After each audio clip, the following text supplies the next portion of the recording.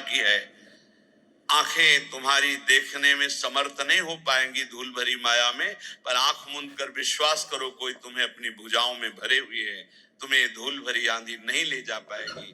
तुम इष्ट की कृपा पात्र हो, इसलिए धैर्य पूर्वक जैसी आज्ञा आचार्य की, शास्त्र की, गुरुजनों की, आंख मूंद के करो, मंगल होगा। विचार करने की जरूरत नहीं। गुरुजनों की आज्ञा पर विचार नहीं किया जाता। बिना ही विचार करी शुभ जानी। तो जो हमारे आचार्य कह रहे हैं, इष्ट निष्ठा, प्रसाद निष्ठा, नाम निष्ठा, धाम निष्ठा, ये सब परम पद प्रदान करने वाले हैं। कल चर्चा में आखिरी में कहा, तुम्हें विश्वास है कि तुम्हें भगवत प्राप्ति होगी। तो पहली बार में कम, फिर दूसरी बार में ज्यादा, फिर काफी लोग नहीं थे जो अंदर से उत्साह पूर्वक बोल सके। इसका चिंतन हुआ हमें कि क्यों नहीं ये बोल पा रहे। क्योंकि उनको अपने चरित्र से कोई महान नहीं हो सकता। आप समझ लीजिए, अगर कोई महान हुआ है तो उनके चरित्र गायन से हुआ है, उनके चरित्र चिंतन से और उनके बल से हुआ है। भाई मेरी बात समझो, मेरे बल से वृंदावन रानी जिनकी चरण कृपाते पाई, इस बात को समझो। आप में बल नहीं है, आप ऐसे पावन नहीं है कि प्रिया प्रीतम का स्पर्श कर सके, लेकिन उनका पावन प्रसाद, उनका पावन चरित्र, उनका पावन धाम, उनका पावन नाम, उनकी पावन उपासना हमको प्राप्त हो गई। हमें उधर देखना है, उधर उनकी कृपा। तभी तुम गर्व से कहोगे हाँ हमें भगवत प्राप्ति होगी। नहीं तो तुम ऐसे निराश हो जाओगे, उदास हो जाओगे। हाँ ये तो बचपन से लगे इसलिए कह रहे हैं कि हमें भगवत, मुझे कहाँ होंगी, मैं तो विषयों में फंसा हूं। नहीं नहीं नहीं, बार बार आपका उत्साह बढ़ाने के लिए कह रहे हैं हम। सोचो तुम्हें भगवत प्राप्ति हो जाएगी, क्योंकि तुम प्रसाद भोक्ता हो, तुम नाम जापक हो, तुम भगवत शरणागत हो, तुम धाम में बैठे हो। विश्वास करो। बिल्कुल सरल उदाहरण, इसको केवल दिमाग में बैठा लो। दो महात्मा भजन कर रहे थे, एक बट वृक्ष के नीचे, एक पीपल वृक्ष के नीचे। नारद जी निकले तो बट वृक्ष वाले ने साष्टांग दंडवत किया, महाराज आप तो कभी कभी भगवान वैकुंठनाथ के समीप जाते, मैं उनका दास हूं, कभी स्मृति दिलाना और पूछना कि अमुक जगह बट वृक्ष के नीचे जो महात्मा भजन करते हैं उनको आप कब दर्शन दोगे। ठीक ऐसा ही प्रश्न पीपल वृक्ष के नीचे भजन करने वाले महात्मा ने किया। देवर्षि नारद जी कुछ समय बाद वैकुंठ के दर्शन करके, वैकुंठनाथ से संभाषण करके वापस लौटे तो पहले पीपल वाले मिले। देखते ही साष्टांग दंडवत किया। इतने में बट वृक्ष वाले महात्मा ने भी देखा, समीप आ गए। दोनों ने एक साथ पूछा भगवान ने क्या कहा। तो बट वृक्ष वाले की तरफ देखा और कहा तुम्हें भगवान इसी जन्म में मिलेंगे। पीपल वृक्ष वाले महात्मा से कहा कि तुम्हें भगवान ने कहा है कि जितने पीपल के पत्ते इतनी बार जन्म लेना पड़ेगा तब तुम्हें भगवत साक्षात्कार होगा। वो नाच पड़े। बट वृक्ष वाले नहीं नाचे, पीपल वृक्ष वाले नाच पड़े, रोने लगे और कहा भगवान मुझे जानते कि मैं उनका भजन कर रहा हूं, भगवान मुझे जानते। इतना आनंद मगन हुए, इतना आर्त भाव से, हे करुणा वरुणालय, हे मेरे प्रीतम। वहीं भगवान प्रकट हो गए। उसी क्षण भगवान ने सबसे पहले हृदय से लगाया पीपल वृक्ष वाले महात्मा को। देवर्षि नारद जी ने प्रभु से कहा आपने हमें झूठा साबित कर दिया। क्यों? आप ही की खबर तो बता रहे थे, आपने कहा था पीपल पत्ते वाले को, जो पीपल में जितने पत्ते उतना जन्म लेना पड़ेगा, और आप तो अभी दर्शन दे दिए। इनको बोले थे इसी जन्म में, तो चलो इसी जन्म में, समय तो निश्चित नहीं किया था, इनका तो सही हो गया, और इनके लिए आपने कहा था तो झूठा हो गया। बोले जो कई जन्म में भाव आना था, जैसे भजन कर रहे थे वो भाव अभी आ गया, इसलिए अभी मिल गए, पूरा हो गया। आप समझो इस दृष्टांत से यदि हम उत्साह संपन्न हो जाए, मुझे भगवान मिलेंगे, इसी जन्म में प्रिया प्रीतम मिलेंगे, निश्चित मिलेंगे। सोचने में क्या जाता है? बोले सोचने से हो जाएगा। इस सिद्ध पुरुष लाल स्वामी हमें गंगा किनारे एक मिले थे, जिनकी खेचरी मुद्रा सिद्ध थी। रात्रि में 10 बजे जब उनसे मिलने के लिए टाइम मिला, उन्होंने टाइम दिया, गए। अकेले थे वो, सदैव एकांत साधन में लगे रहते थे। कुछ चर्चा हुई, तब उन्होंने कहा बेटा नई अवस्था थी, जैसा बनना है वैसा सोचो, जैसा सोचोगे वैसा बन जाओगे। इस सूत्र डायरी में लिखा हुआ है। अगर आप सोचोगे ना मुझे प्रियालाल मिलेंगे मिलेंगे, प्रियालाल मिलेंगे, पक्का मिलेंगे। इसलिए रोज उत्साह बढ़ाता हूं आपका। आप सोचिए कि आपको प्रभु मिलेंगे। देखो धाम की इतनी कृपा है, प्रभु मिलेंगे आपको। नाम की इतनी कृपा है, प्रभु मिलेंगे। अरे कुछ नहीं, हमारी स्वामी जी बड़े करुणामयी, युगल सरकार मिलेंगे। ये बार बार आपके दिमाग में हम डाल रहे हैं, उत्साह वर्धन कर रहे हैं कि आपकी सोच में आने लगे कि वैसे तो हमारा उत्साह नहीं, लेकिन संत कह रहे हैं, गुरुजन कह रहे हैं, शास्त्र कह रहे हैं, तो हम मिल जाएंगे, हमको भी मिल जाएंगे, निश्चित प्रभु मिल जाएंगे। बस ये बात आना महामंगल शुरुआत हो गई।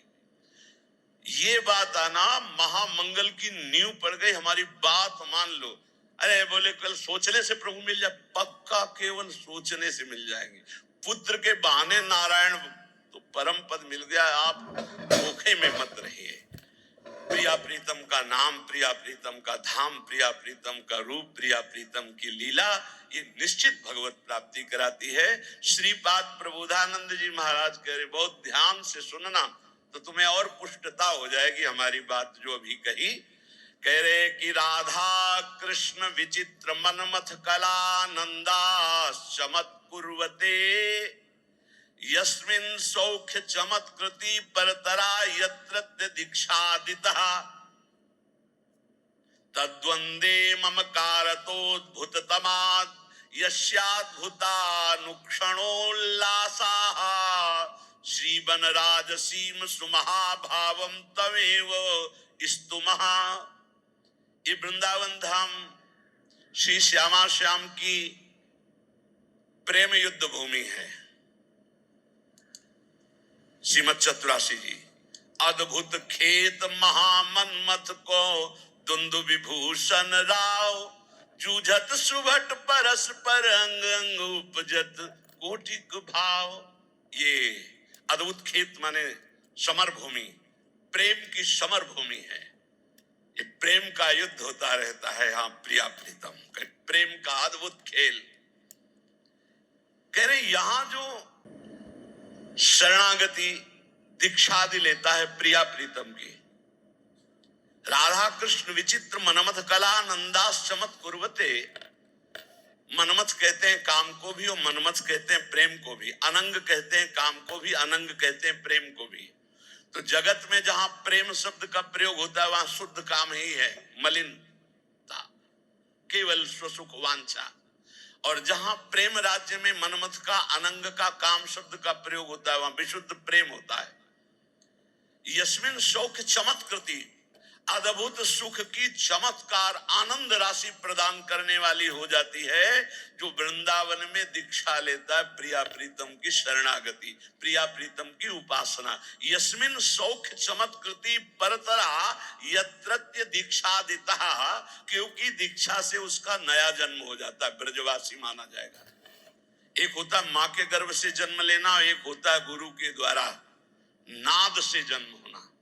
एक बिंदु से जन्म माना गया माता पिता के, और एक गुरु के नाद से जन्म माना जाता है। ये नई दीक्षा जो हुई, ये नया जन्म हमारा है। शिक्षा दीक्षा सांसारिक तो बहुत हो गई, ये जो प्रिया प्रीतम की शरणागति है, हम शुद्ध ब्रजवासी हो गए दीक्षा मात्र से। ये नया जन्म, विश्वास, देखो सारा खेल विश्वास का है। पीछे प्रसंग सुनाया चतुर्भुजदास जी की कथा में, एक जमींदार जी के यहां से चोरी करके, बहुत प्रवीण था, वो कोई साथी नहीं रखता था, अकेले ही चुरा लेता था। एक जहां हमारा पहले गुरु आश्रम था वहां एक थे, वो 20 टार्च रखते थे और इसका रहस्य कोई जानता नहीं था। अलग अलग छतों पे अलग अलग जगह से टार्च ऐसे लगाते जिससे लगता कि 20 लोग हैं, वो अकेले डकैती डाल के ले जाते थे। बड़े प्रवीण थे।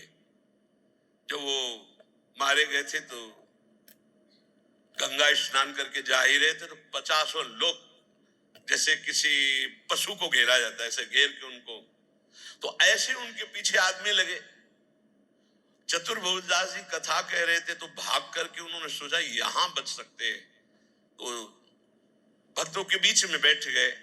राजकर्मचारियों ने सोचा कि यहां चोर क्यों बैठेगा, तो उन्होंने सत्संग में कोई विघ्न ना पड़े इसलिए दूर से ही चले गए, पर वो मिला नहीं। उस समय प्रसंग चल रहा था, चतुर्भुजदास जी कह रहे थे जो श्यामा श्याम की शरणागति लेता है, दीक्षा लेता है, उसका नया जन्म होता है, पूर्व के सारे पाप नष्ट हो जाते हैं। ज्यादा पकड़ हुई नहीं, यही शब्द पकड़ पाए। सत्संग समाप्त हुआ, पास गए, कहा दंडवत महाराज, हम चोर हैं, सैकड़ों कत्ल किए, चोरी किए, डकैती किए, हमें दीक्षा दोगे? चतुर्भुजदास जी ने देखा कि इतनी सच्चाई से बता रहा है, हाँ क्यों नहीं, तुम्हें भी दीक्षा में। तो क्या हमारे सारे पाप नष्ट हो जाएंगे पूर्व जन्म के? हाँ पक्का। मेरा नया जन्म माना जाएगा? पक्का। ठीक है, कुछ नियम? बोले नियम ये कि अब चोरी नहीं करोगे और झूठ नहीं बोलोगे, और ये नाम दे रहे, नाम जप करो, तुम्हारा पूर्व का सारा पाप नष्ट, नया जन्म तुम्हारा। मुंडन कराओ। वो जो उनका विभत्स स्वरूप भयानक था, उस हटाकर 12 तिलक लगाए, मंत्र दिया। अब तो वो चौड़ी छाती करके घूमने लगा। राजकर्मचारी घूम ही रहे थे, जो जमींदार था उसने पहचान लिया, उसने कहा चोर है, तिलक विलक लगाए लिए है, तो वही चोर। बंदी बना लिया गया, राजा के दरबार में ले गए। राजा ने कहा कि आप तो वैष्णव चिन्ह धारण किए हुए, सच्चाई से बोले। बोले झूठ बोल ही नहीं सकता, गुरुजी ने कहा है झूठ नहीं बोलना, झूठ तो बोल ही नहीं सकता। पूछिए आप, चोरी की? बोले इस जन्म में नहीं की। वो जो सेठ साहूकार जमींदार था, बोले चाहे जिसकी कसम खवा लो यही है, ये बाल मुड़वा डाला, तिलक लगाए है, कंठी बांधे, यही हम पक्का कह सकते हैं। वो कह रहा चाहे जिसकी कसम, उसने कहा इस जन्म में ही चोरी नहीं की। अब राजा बड़ी समस्या में, न्याय कैसे करें? एक वैष्णव तिलक धारण किए हुए, एक सच्चाई बात कर। तो उस समय परीक्षा के लिए लीला की जाती थी कि लोहे का बिल्कुल तपाया हुआ लाल फार, और ऐसे एक पीपल का नवीन पत्ता, ऊपर सूत, कच्चा सूत, ऐसे वो लोहे का फार रख दिया जाता। सूत में झलस नहीं आएगी, जरा भी वो जलेगा नहीं, और 7 कदम चलो। तो अब शंका तो इन्हीं चोर भगवान पर थी, तो इनके हाथ में रखाया गया। तो मन में कहा, गुरुजी ने कहा था दीक्षा लेने के बाद नया जन्म होता है। ऊपर जोर से बोले इस जन्म में मैंने कोई पाप नहीं किया, कोई चोरी नहीं की, कोई झूठ नहीं बोला। 7 कदम क्या और